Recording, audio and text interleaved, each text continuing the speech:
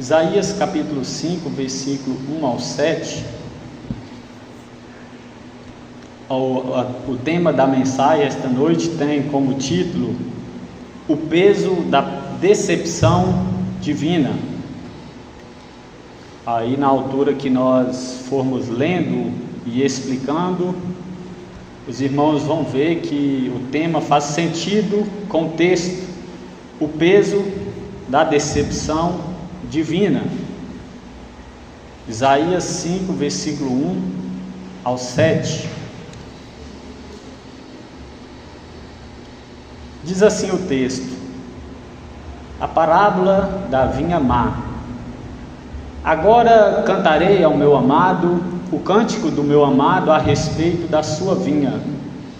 O meu amado teve uma vinha num outeiro fertilíssimo, sachou-a, limpou-a das pedras e a plantou de vides escolhidas.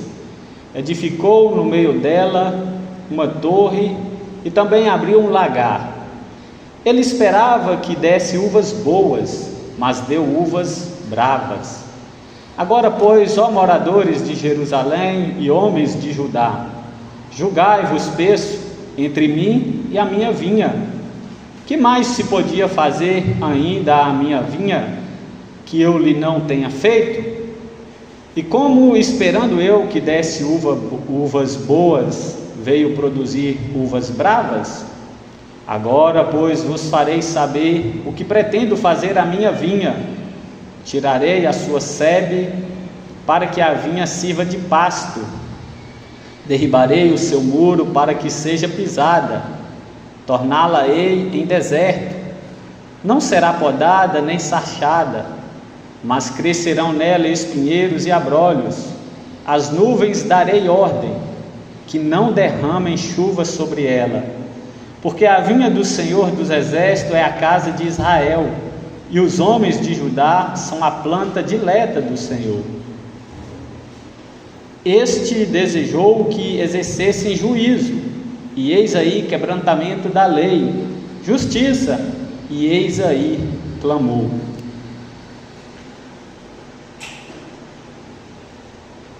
Bom, meus irmãos, nós estamos diante de um texto muito importante que está no Antigo Testamento. Foi o profeta Isaías que escreveu, destinatário ao povo de Israel, que fazia e faz parte do povo de Deus. Deus, quando se manifestou no Antigo Testamento, Deus teve uma intenção de chamar o seu povo. Deus não chamou a nação de Israel em vão.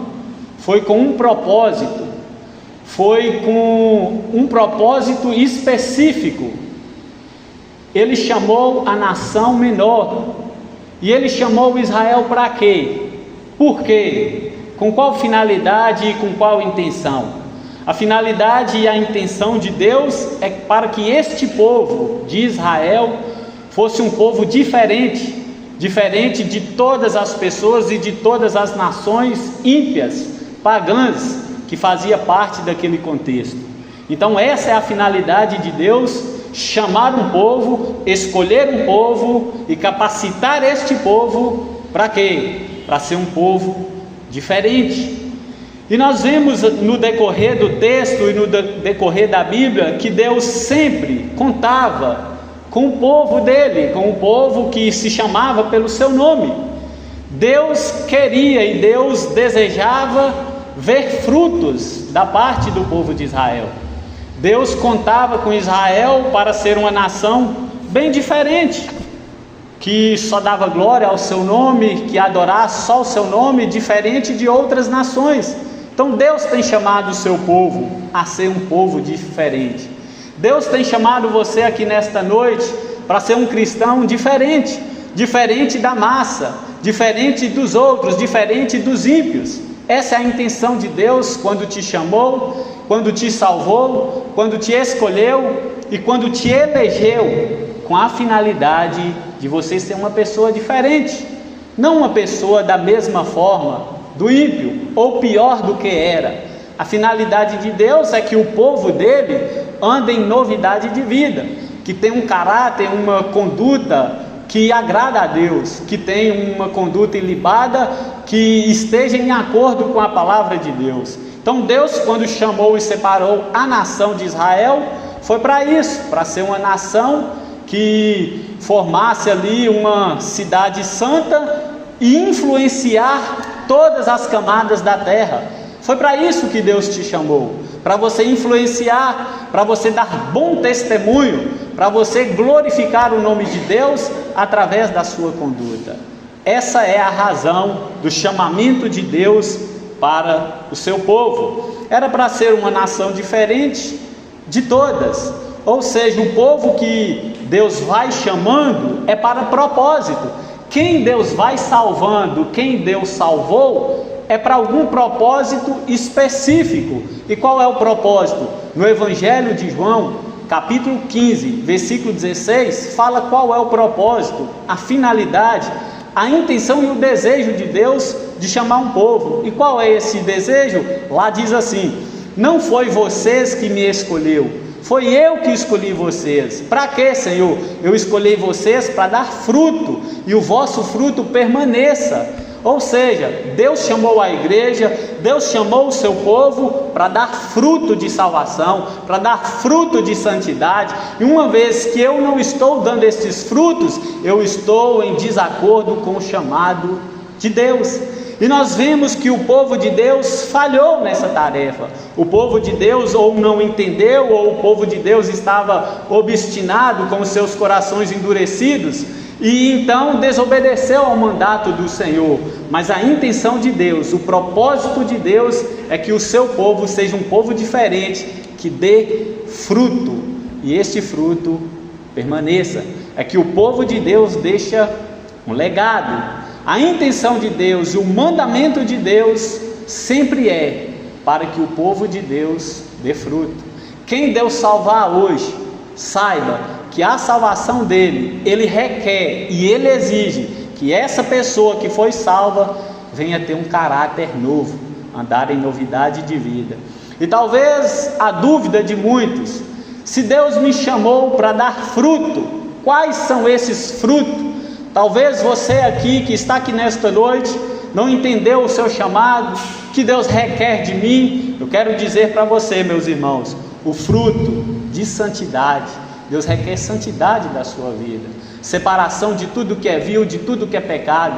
Por isso que ele chamou um povo separado, por isso que ele separou este povo, ele tirou lá do mundanismo e colocou este povo aos seus pés.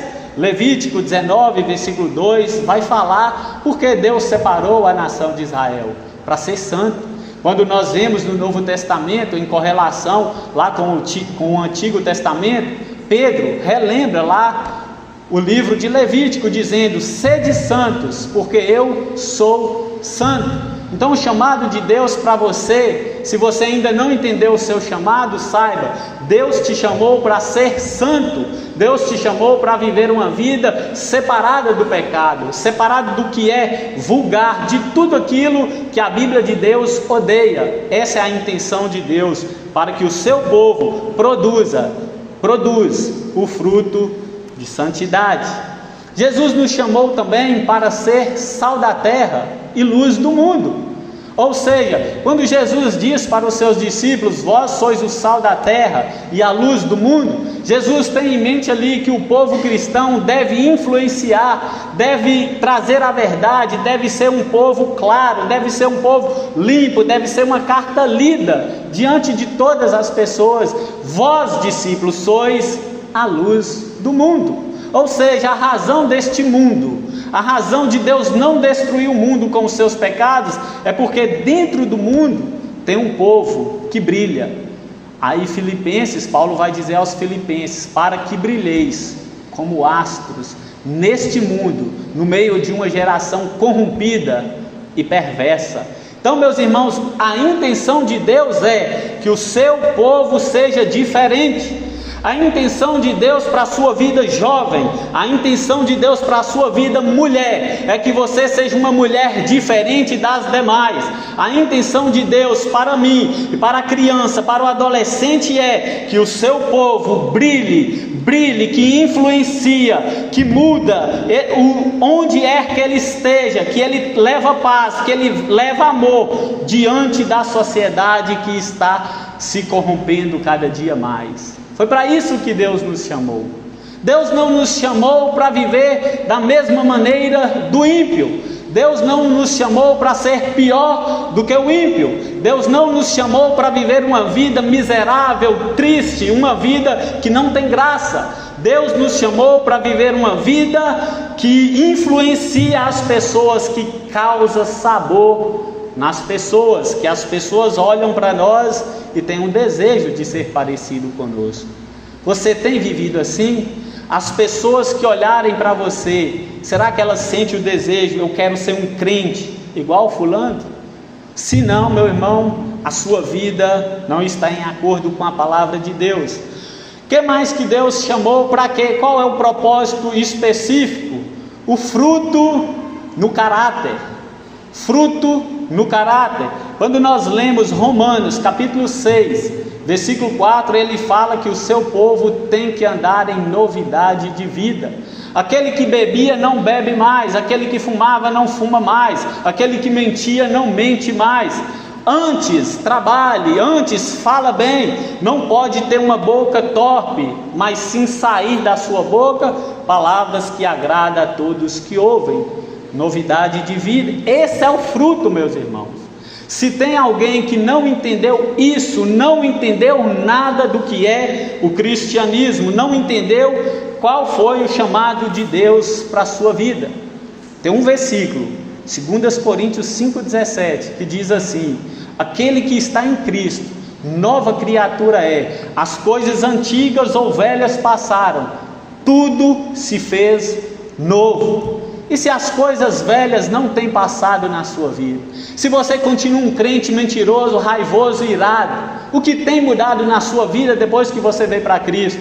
Aquele que diz que Deus o salvou, mas continua fazendo as mesmas coisas. Eu te pergunto, Deus o salvou de quê? Meus irmãos, Cristo, o Evangelho, ele transforma. Esse é o chamado de Deus, nova criatura, novo ser. Das nossas bocas deve sair palavras que edificam o próximo. Essa é a intenção de Deus ao chamar um povo diferente.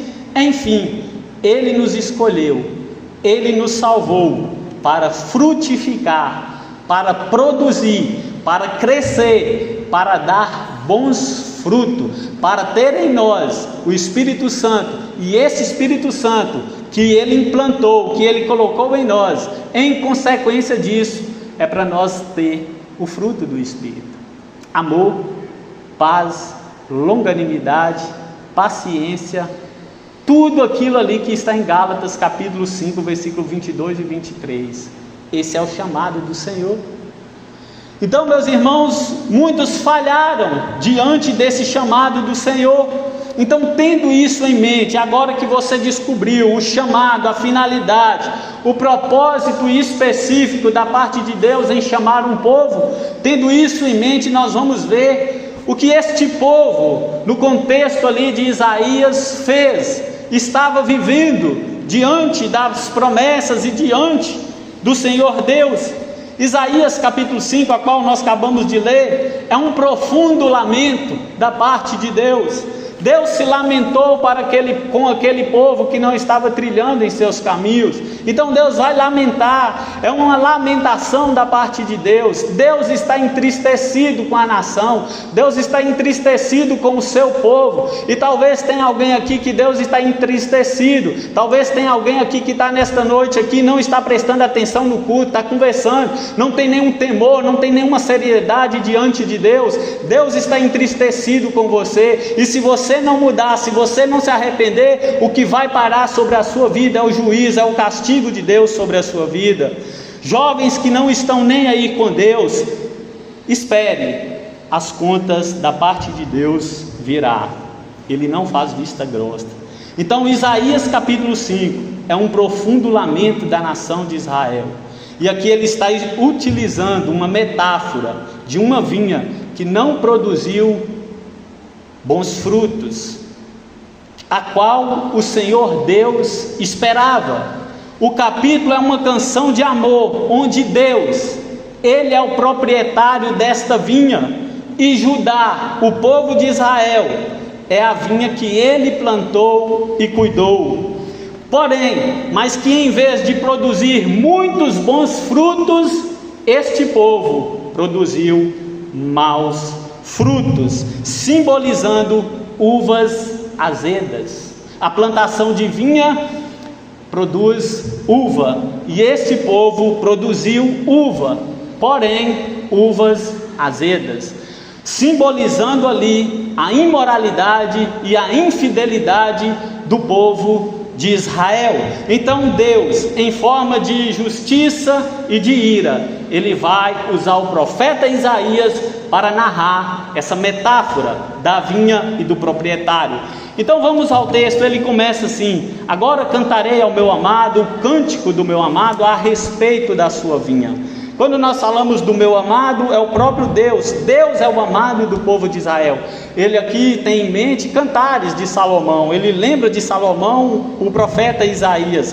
Deus é o seu amado, é o Senhor. E ele vai falar que eu cantarei a respeito da sua vinha. A sua vinha é o povo de Israel, é o povo de Judá, conforme o versículo 7. Olha só o versículo 7. Porque a vinha do Senhor dos Exércitos é a casa de Israel, e os homens de Judá são a planta dileta do Senhor. Então quem é a vinha? É o povo de Israel. E o que é que, agora que ele começou a contar esta parábola, o que acontece nessa parábola? Olha só o que ele diz: o meu amado teve uma vinha num outeiro fertilíssimo. Olha só, ele plantou aquela vinha num lugar de destaque, num lugar de honra. É a igreja de Deus. Deus colocou a sua igreja no lugar de honra, de destaque. Para quê? Para influenciar, para ser uma nação importante, para que as outras nações olhassem para aquele povo e vissem uma nação diferente, um lugar que desse fruto. Por isso que Deus colocou eles no outeiro fertilíssimo. Significa que a vinha, ela foi plantada em um lugar de destaque, onde pode ser admirada, enfatizando a importância e o valor da vinha. Qual é a finalidade de Deus para a sua igreja? Porque Deus colocou essa igreja presbiteriana neste local, nesta cidade, neste país, para quê? Para que seja um ponto de destaque, para produzir. Ele plantou ela no outeiro fertilíssimo. Agora Deus exige fruto dessa igreja. Se Deus vier nesta noite procurando fruto nas suas folhagens, será que Ele achará bom fruto? É isso que Ele está querendo dizer, que Ele colocou aquela vinha no lugar de destaque. A nação de Israel, meus irmãos, colocou ela em Jerusalém, uma cidade fortíssima, e colocou eles lá com a finalidade de ele ser exemplo, de ele ser uma nação muito importante de todas as nações. Versículo 2, olha só o que ele diz: sachou-a, limpou-a das pedras e plantou de vides escolhidas. Agora olha só o que o proprietário, Deus, o dono da igreja, ele sachou e plantou. Sachou significa que Deus cercou, Deus protegeu, Deus zelou a vinha de perigos externos. Ou seja, Deus cuidou do povo de Israel de maneira que o diabo e os inimigos, os homens adversários, não prevalecessem contra o povo de Deus.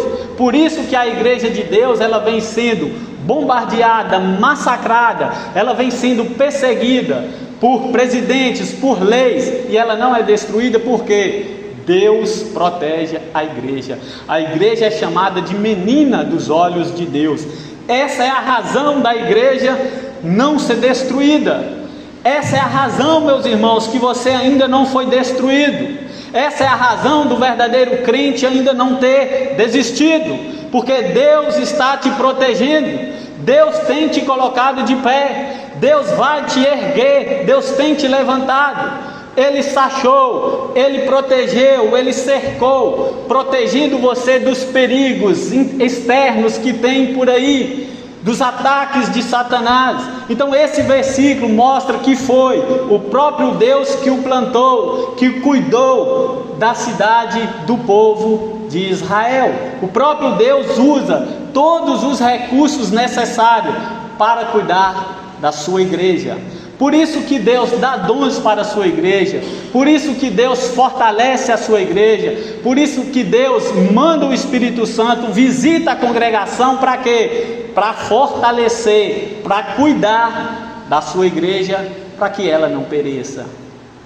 Então você tem sido cuidado por Deus, essa é a razão de não desanimar. Deus plantou a igreja, foi Deus que abriu este negócio, foi Deus que abriu essas portas, foi Deus que cuidou dos perigos externos. Quantas lutas, quantas investidas de Satanás veio a você e a esta igreja para fechar as portas, mas Deus, como escolheu, como sachou, como cuidou, como cercou, colocou um muro de defesa para que os ataques não prevalecessem. Essa é a razão dessas portas estar abertas aqui neste lugar. Não é por sua força, é porque foi o próprio Deus que plantou e cuidou.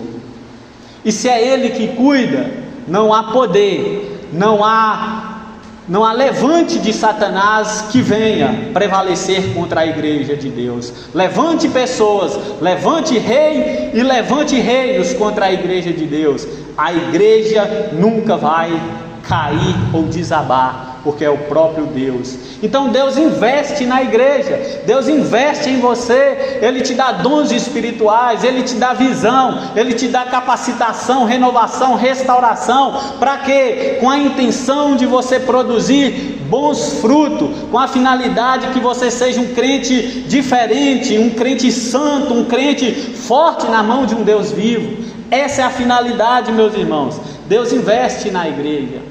Agora, porém, entretanto, quando Deus vai diante daquele povo, Ele não acha os bons frutos.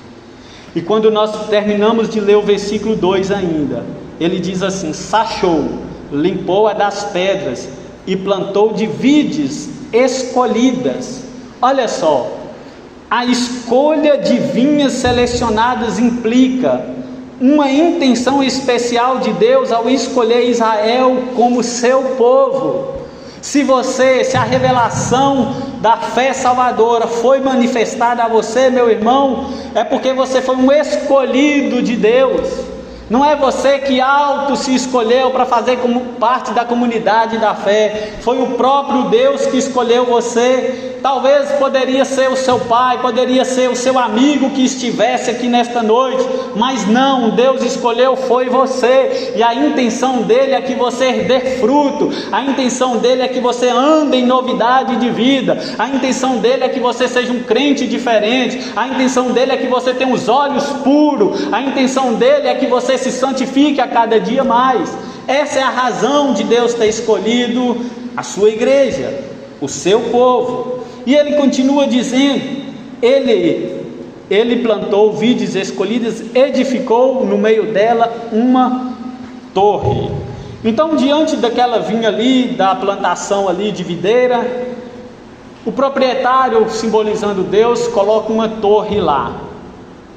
Ele coloca a torre ali, ele edifica aquela torre dentro da vinha, representando ali a visão, a proteção.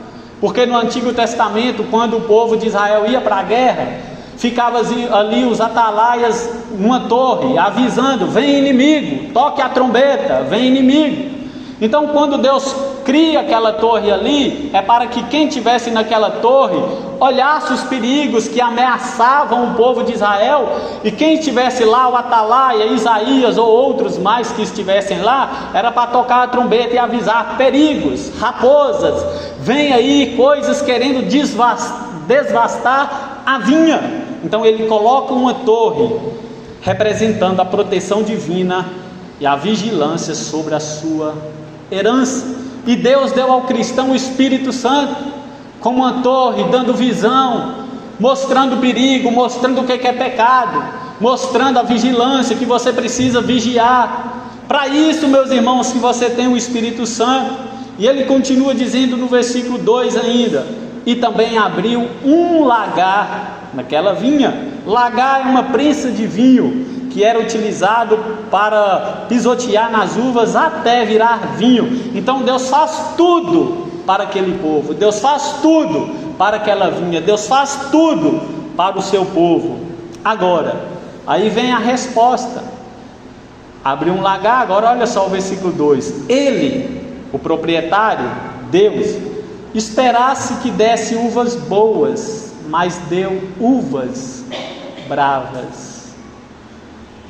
Deus, o proprietário, esperava colher boas frutas. Por quê? Ele protegeu aquela vinha, ele escolheu aquela vinha, ele capacitou aquele povo, ele tirou aquele povo das mãos, das garras de Faraó, ele tirou aquele povo do Egito, ele tirou você da lama do pecado, ele tirou você da cegueira da idolatria, ele tirou você da perdição, meus irmãos, ele tirou, e agora ele vem até você para ver qual é o fruto que você tem dado a ele, qual é, meus irmãos, o fruto que você tem produzido diante de tudo que ele fez. Ele morreu na cruz, ele te substituiu, ele derramou o seu sangue, ele investiu na igreja, ele capacitou a igreja, ele enfeitou, adornou a igreja, e agora ele vem até a igreja para ver qual é o fruto da igreja, qual é o seu fruto. Aí o texto vai dizer aqui: ele esperava que desse uvas boas. Lógico, um proprietário, pega aí quem entende, um agricultor, ele vai fazer uma plantação, ele vai regar, ele vai adubar, ele vai investir no solo e etc. Lógico que ele vai esperar coisas boas. Deus vai esperar coisas boas do seu povo. Deus está aqui adubando você, Deus está aqui usando o pregador, Deus está aqui usando o louvor, Deus está aqui dando um pastor sério e bíblico, com a intenção que esta palavra, que esta semente caia em solo, meu irmão, adubado. Ele investe na sua igreja, dando fidelidade da palavra. Agora ele requer fruto que glorifica a Deus após a mensagem. E ele vai, esse proprietário vai diante daquelas uvas. Ele esperava que desse uvas boas, mas deu uvas bravas. A expectativa, olha só, o peso da decepção divina. A expectativa de colher uvas boas se transforma em decepção. Deus está decepcionado com o seu povo. Uma vez que a colheita produz uvas, uma vez que ela produziu uvas bravas, o proprietário, ele decepciona, ele sai triste, ele se entristece. Ou seja, meus irmãos, essa colheita produziu uvas bravas, uvas azedas que não servem para o vinho. Crente que dá mau fruto não serve para o vinho, não serve para o reino de Deus. Crente que não dá bom fruto não serve para fazer parte do cristianismo. Crente que não tem andado em novidade de vida não serve para carregar uma Bíblia. Crente que não tem andado conforme a palavra de Deus não serve para sair à guerra. Crente que não tem buscado o reino de Deus acima de todas as coisas não serve para a obra de Deus. Uvas boas, uvas bravas. A expectativa de Deus é decepcionada. Deus foi decepcionado com aquele povo. É como se Deus dissesse: eu escolhi este povo, eu libertei este povo, eu limpei, eu transformei, eu adubei, eu reguei, mas este povo não me deu atenção. Então, meus irmãos, essa expectativa, ela se transforma em uma decepção.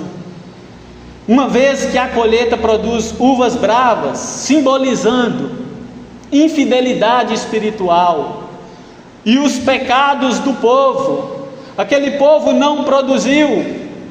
Muitos crentes estão sem produzir, Tem muitos crentes que estão há 1, há 2, há 3, há 5, há 10, há 15, há 20 anos na igreja e não tem produzido nada para o reino de Deus. A sua vida espiritual é uma vergonha para o reino de Deus. A sua vida é uma tristeza diante do Senhor. Deus não nos chamou para esquentar o banco. Deus nos chamou para frutificar. Deus nos chamou para ser um povo diferente. Qual fruto você tem dado a Deus? Qual é a sua vida? Qual é a conduta que você tem diante de Deus? O proprietário, que é Deus, Ele tomou todas as providências, Ele usou todos os recursos necessários para que a vinha fosse produtiva. Ele deu ali proteção, Ele criou uma torre, Ele salvou você, Ele trouxe você a uma igreja, Ele tirou do mundanismo, Ele tirou do espiritismo, Ele tirou você ali, meus irmãos, de tudo quanto é que Deus não se agrada, e agora Ele espera fruto bom. Ele não te tirou em vão do mundanismo, Ele não te tirou em vão da macumba, Ele não te tirou em vão da cegueira espiritual. Esse proprietário, ele investe, é uma ilustração da pura e graciosa eleição de Israel, feita pelo Senhor. Em consequência dos investimentos de Deus, Ele espera que viesse uvas boas, mas veio, as uvas estavam azedas, mas que serve só para jogar fora. Que decepção desse proprietário, que decepção, que vida muitos têm levado diante de Deus. É uma vida que não influencia, é uma vida de criança espiritual, está precisando dar leite espiritual novamente, não cresce, não muda, é os mesmos hábitos, é as mesmas palavras que saem da boca, não tem mudança de atitude, não tem mudança de vida nenhuma, e Ele espera que você dê bom fruto. Versículo 3, para nós corrermos aqui. Agora, pois, ó moradores de Jerusalém e homens de Judá, julgai-vos peço entre mim e a minha vinha. A pergunta retórica em Isaías 5,3 é agora, ó habitantes de Jerusalém e homens de Judá. Isso aqui serve para convocar a atenção do povo a julgar entre ele e a sua vinha. Se Deus cuidou e fez tudo ao seu alcance para que a vinha fosse frutífera, onde está o erro? Por que vocês não produziu boas frutas? Por que vocês não produziu vinho bom? Por que vocês não produziu uvas boas? Aonde está o erro? Deus está convocando aquele povo ali a avaliar as suas ações. Deus está convocando você aqui esta noite para você avaliar os seus pensamentos, as suas intenções. Deus está convocando você aqui nesta noite para você ver a maneira como você tem vivido diante dele. Deus está convocando você aqui esta noite para ver o cristão que você é diante da palavra de Deus, para você avaliar a sua vida diante da palavra de Deus. É isso que ele diz: ó povo de Judá, ó povo de Israel, agora vos farei saber, pretendo fazer, julgai vós mesmos, vos peço entre mim e a minha vinha. Eu fiz de tudo, Deus fez de tudo para você. Ele salvou, Ele morreu numa cruz, Ele sofreu a ira de Deus, Ele já fez tudo. Ele não vai morrer por você de novo. O sacrifício de Deus é perfeito e eterno. Se você não mudar com tudo que já está feito, é fruto azedo. Então Deus convoca os homens para avaliarem as suas ações. E quando nós caminhamos para a Bíblia, 2 Coríntios capítulo 13, versículo 5, o apóstolo Paulo fala: examinai-vos a vós mesmos para ver se está na fé. Há uma convocação: julgai-vos a vós mesmos. Como é que você tem vivido a sua vida? O que tem saído da sua boca? Como você tem usado essa microvida que Deus tem te dado aqui na cidade de Pescador? É uma vida que está de acordo com a palavra de Deus? Essa é a razão dele convocar o povo: julgai entre mim e a minha vinha. Versículo 4: Que mais se podia fazer ainda à minha vinha, que eu lhe não tenha feito? Que mais deveria ter feito por ela, que eu não tenha feito? Não, Senhor, o Senhor fez tudo. E como esperando eu que desse uvas boas, veio a produzir uvas bravas? Ou seja, meus irmãos, o profeta continua usando a imagem da vinha para descrever a expectativa do proprietário, da expectativa de Deus diante do seu povo, com relação à igreja presbiteriana, com relação ao povo de Israel, com relação ao povo que foi salvo, da igreja universal, no sentido que é a igreja espalhada por todo o mundo. E a pergunta retórica que ele usa é: que mais eu poderia fazer? Eu já fiz tudo. Que mais eu poderia fazer por esta vinha? Isso aqui evidencia o zelo de Deus pelo seu povo, evidencia o cuidado de Deus pelo seu povo, ao cuidar de Israel, mostrando que Ele fez todo o possível para garantir o sucesso e o bem-estar espiritual do povo de Israel. Fez tudo, Deus tem feito tudo. Tem uma parábola da grande ceia que fala que tudo está pronto, está tudo preparado. O sacrifício foi feito, foi imolado, tudo preparado. Aí o versículo 5: agora pois, olha só, agora pois vos farei saber o que pretendo fazer à minha vinha. Agora o proprietário vai relatar, mostrar o que vai fazer diante desta vinha que não deu bom fruto. O que será que Deus vai fazer? Vamos ver. Agora pois vos farei saber o que pretendo fazer à minha vinha. O que, Deus? Tirarei a sua sebe, para que a vinha sirva de pasto, derribarei o seu muro, para que seja pisada, torná-la-ei em deserto, não será podada, nem sachada, mas crescerão nela espinheiros e abrolho. As nuvens darei ordem que não derramem chuva sobre ela. Agora, meus irmãos, a partir do versículo 5, o proprietário vai relatar o que vai fazer com aquela vinha. O proprietário não vai continuar com uma vinha que não dá fruto, ele não vai continuar investindo, ele vai abandonar. Ou seja, Deus decreta ruína e destruição para aquela vinha, para o povo de Israel, removendo a cerca de proteção, tirando a sebe, tirando tudo aquilo que ele investiu. Deus vai tirar daqueles crentes obstinados, duros, frios, que não fazem conta de Deus.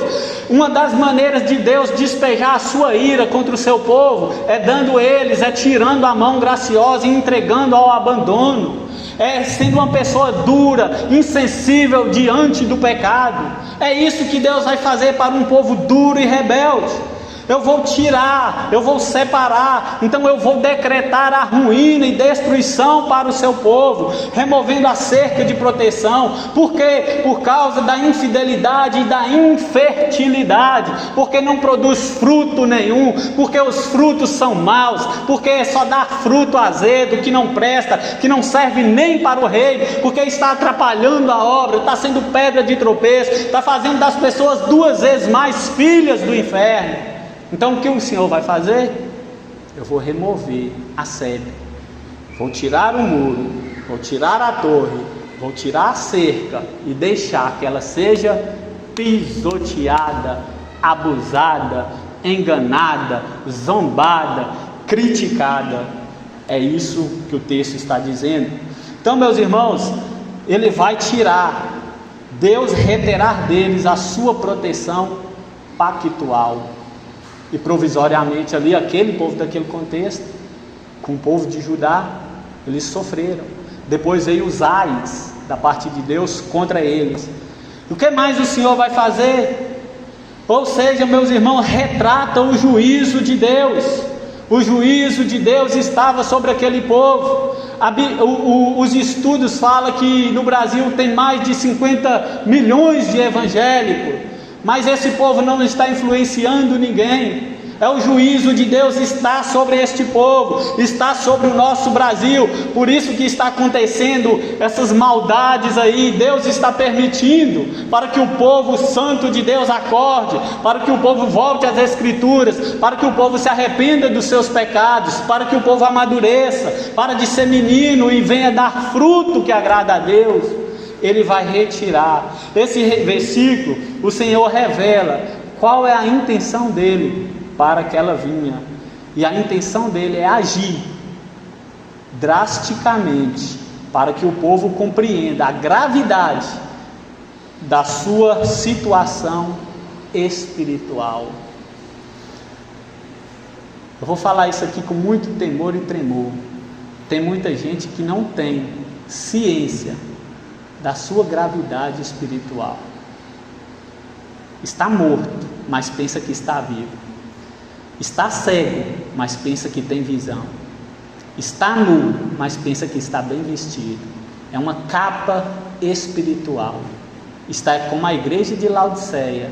Tem nome que vive, mas é uma igreja, mas é um crente miserável, pobre, cego e nu. E o Senhor está a ponto de ter aversão, vomitar, porque Ele não mais aceita sacrifícios coxos. Então é isto que o Senhor vai fazer: remover a sebe, derrubar o muro e deixar a vinha exposta e ser pisoteada, significa abandono.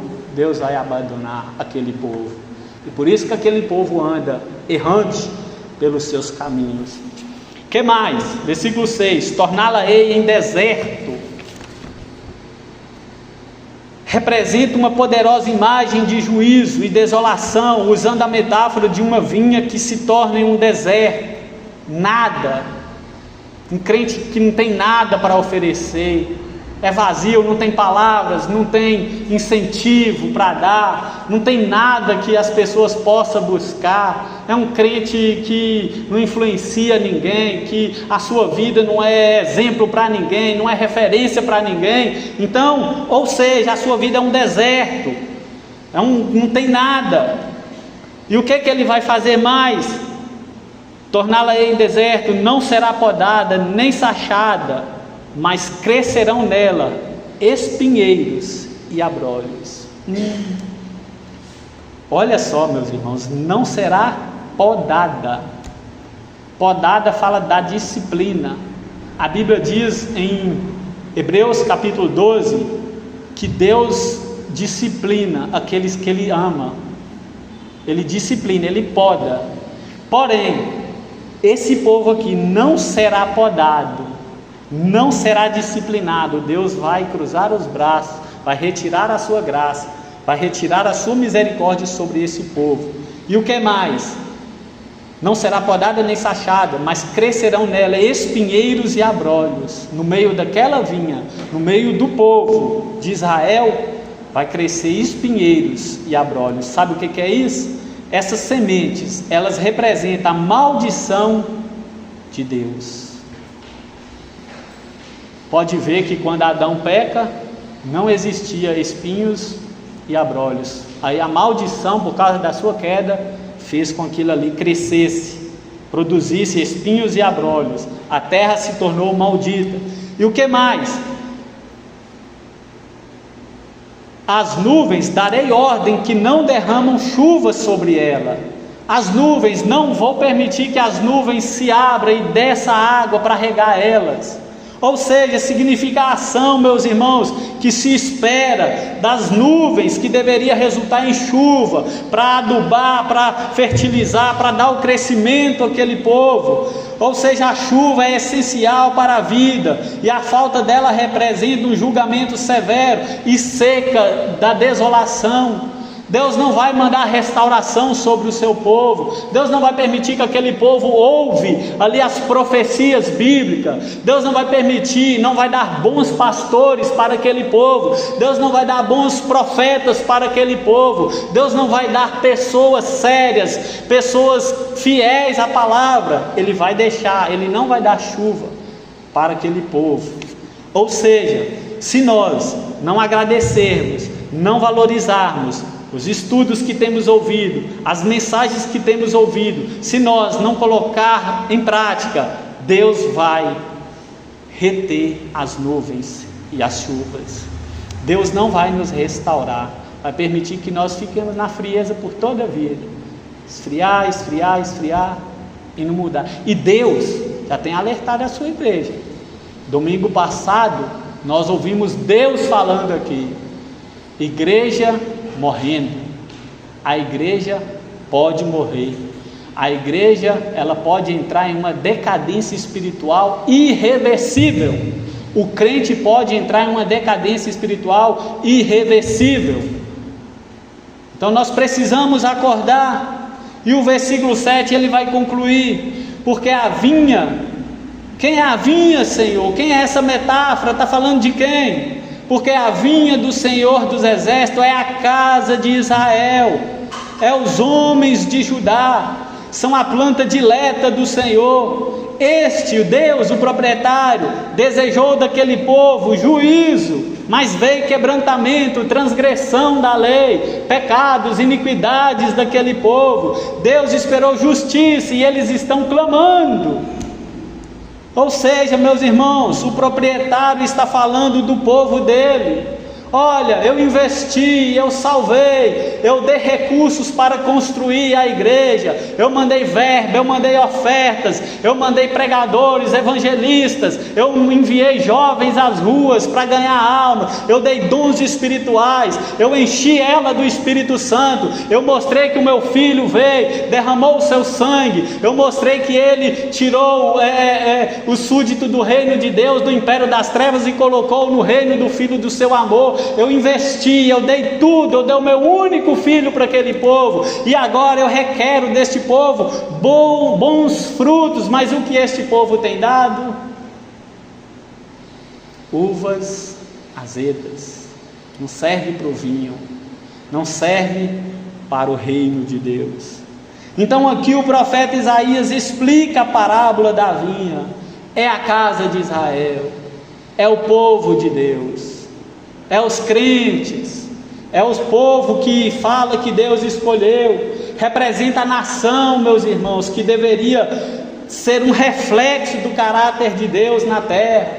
Quem é aquele que está frio? É o crente, serviu de zombamento, de assovios, serviu para que as pessoas zombassem. Ou seja, é um lamento da parte de Deus sobre o seu povo, sobre a infidelidade de Israel. É um lamento, Deus está lamentando. A notícia para o povo de Deus não é boa, eles estão em transgressão, em gravidade, de pecado para o povo de Deus. Juízo e quebrantamento da lei. Deus esperava justiça, juízo, mas o que o povo deu? Quebrantamento da lei. Deus desejou juízo e justiça, refere-se ao desejo de Deus por um povo justo, entre o seu povo com base na sua lei. Mas o que Deus viu entre o seu povo foi opressão, foi pecado, foi transgressão da lei. Sabe o que Deus viu? Fruto. Deus viu fruto podre, azedo, que não serve para o reino de Deus.